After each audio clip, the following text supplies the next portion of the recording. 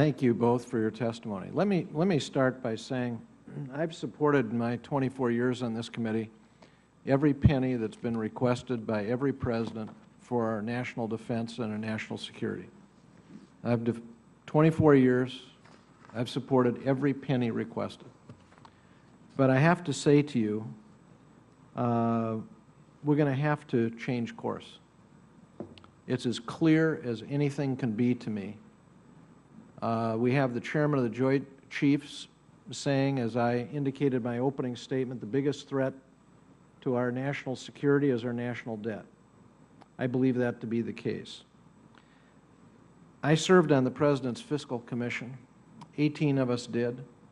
11 of the 18 agreed to a plan that would reduce both defense and non-defense discretionary spending over the next decade by $1.7 trillion. We did so not because it was attractive to do or politically popular to do, but because we saw a fundamental threat to the economic and national security interest of the United States if we failed to act. We also called for an additional $1 trillion in revenue over that period by reforming the tax code, broadening the base, actually reducing tax rates to help America be more competitive so we could generate more jobs. And those savings on spending, and we also saved money, some $600 billion in the so-called mandatory accounts over that period. And because of those savings, through spending cuts and additional revenue, we saved hundreds of billions of dollars in interest for a total package of some $4 trillion. And defense was not exempt. Defense was asked to shoulder its fair share of savings. I was delighted to see Secretary Gates propose a package of reductions of some $78 billion in the defense budget, but he took those savings and put them elsewhere in the defense budget. So that's not a change in overall spending. I just want to share with you things I heard during the Commission considerations of the defense budget going forward. Testimony before the Commission by some of the top defense analysts in the country were that 51% of all Federal employees are at the Department of Defense. 51% of all Federal employees are at the Department of Defense. And that doesn't count contractors. When we asked the contractors, we asked the analysts, how many contractors does the Department have? They said, we can't tell you. I pressed the analysts and asked them, well, can you give us a range? Yes, we can give you a range. 1 to 9 million. That was the range provided the Commission. 1 to 9 million contractors. That's a pretty big range. When we asked General Accounting Office for an auditable record of the Department of Defense, they told us the books are not auditable. You know, we got a big problem here. And I've concluded we simply cannot stay on this course. And it's not just the Defense Department. It's every part of government operations. We are going to run a deficit this year of $1.5 trillion. I mean, that is a number so stunning. If 5 years ago anybody would have told me we are going to ever run a deficit in this country of $1.5 trillion in 1 year, I would have thought that was not possible. But it's not just this year. We're going to add to the gross debt of this country every year for the next 10 years over $1 trillion. We've got a gross debt now of 100% of our gross domestic product. That's at the end of this year, we are going to have a gross debt of 100% of our GDP. We have just had a study that was done by Carmen Reinhart at the University of Maryland, Ken Rogoff at Harvard, studied 200 years of fiscal crises in 44 countries. Their conclusion, when you have a gross debt of more than 90% of GDP, your future economic growth is sharply reduced. That was the testimony before the Commission. When gross debt is 90% of your gross domestic product, your future economic growth is sharply reduced. Our gross debt at the end of this year will not be 90%, it'll be 100%. So I just say to you, and my question would be, Secretary Lynn, can't the Defense Department come up with savings that are net savings, not just savings that are redirected so that the overall spending remains the same? Aren't there savings that you can find there? Yes, and I think we have. Let me first say I agree with you and your citation of Admiral Mullen that we should indeed treat the deficit problem, the national debt, as a national security problem, and we need to address it with that type of urgency.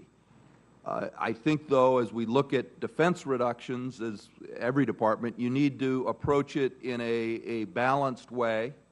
We need to ensure that we retain what Senator Sessions talked about, is that we have the best trained, best equipped, best led military that the world has ever seen, and we don't want to lose that by taking precipitous or unwise cuts.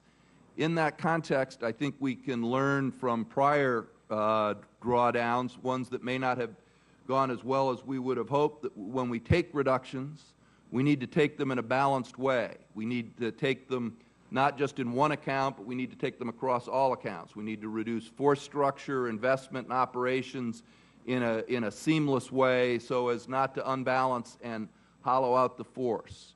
We need to take tough decisions early. We've tried to do that with some of the weapons decisions in the past couple of budgets. Not always popular, but I think important decisions that we need to take. And we need to be sure that we don't overreach, that we don't cut into the true bone of that high-quality military that we have. Now, with that as a preamble, let me go to your specific numbers question, Mr. Chairman. The savings that we were able to identify as we built this budget were actually $178 billion. You're correct. We reinvested $100 billion of that 178. $78 billion was removed from the top line, and it was done in a way, I think, that reflects the lessons that I just said. It was done in a balanced way in that there are force reductions, but we tried to do it in a prudent way in that those force reductions don't occur until 2015 and 2016, when we hope we will have completed the drawdown in Iraq and that we will have been able to transfer the bulk of the security function in Afghanistan to indigenous forces. That will then allow us to get to the kind of reductions that you're talking about. But I think we have to step through this in the process that I've just described. Let me just say, look, I have got great respect for you, Mr. Lynn. I don't know if we've ever met, except in passing, but I've read about you, and I know the kind of record you've brought to this position. So I want to say I've got great respect for you. But you know, words I think that we use in this town can be very misleading. And when we talk about there being $78 billion in savings here on a net basis, you know, it's from an inflated baseline that comes off of years where the budget was just going straight up. And so if one looks at the year-over-year spending levels in this budget, every year the spending goes up. It goes up. It goes up. It goes up. And, you know, honestly, as the chairman of this committee, I'm talking to colleagues, and there are so many people who are giving the speeches they gave 20 years ago. The world's changed. I salute the Secretary for saying, hey, we got to take money out of the baseline plan. I'm just saying to you, then to take a big chunk of it and put it right back in, it's not going to work. It might work this year. It might work next year. These budgets, all of them, in all of the federal government, this is not going to work. Our spending as a share of the national income is the highest it has been in 60 years. Our income as a share of the national economy is the lowest it has been in 60 years. So the reality is going to come crushing in on us here. It's going to come crushing in on us. Those who are financing this debt, half of it now abroad, much of it from the Chinese. If you read the reactions today of this announcement that PIMCO has dumped U.S. debt, I just urge you, read what the Chinese are saying. Former Chinese finance minister saying they've got to reevaluate whether they're going to continue buying U.S. debt. I tell you, we are on a crash, we are on a collision course for a financial crash. It's as clear as it can be. And doing things the way we've been doing them is not going to cut it.